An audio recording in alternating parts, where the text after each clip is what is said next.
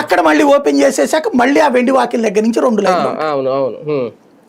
నేనేం చెప్పానంటే నేను దుర్గగుడిలో దాదాపుగా నా 10th క్లాస్ అప్పటి నుంచి డిగ్రీ ఫైనల్ ఇయర్ దాకా, అంటే 10th inter 2 years, degree 3 years, 6 years service చేశాను నేను.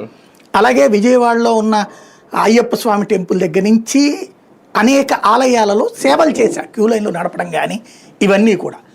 దుర్గగుడిలో 2-3 లక్షల మంది దర్శనం చేసుకుంటారు ఒక్క మూలా నక్షత్రం రోజు. అవును. దసరా నవరాత్రుల్లో రోజుకి 1,00,000 మంది దర్శనం చేసుకోగలుగుతారు. అవును. నేను ఈ ప్రపోజల్ అక్కడ ఎక్స్ప్లెయిన్ చేశా. మీకు దుర్గగుడిలో ఎట్లా ఉంటుంది, ఉచిత దర్శనం పైన ఉంటుంది, ఇట్లా వెళ్ళిపోతా ఉంటారు. 50 ఇప్పుడంటే 4-5 పెట్టినట్టున్నారు.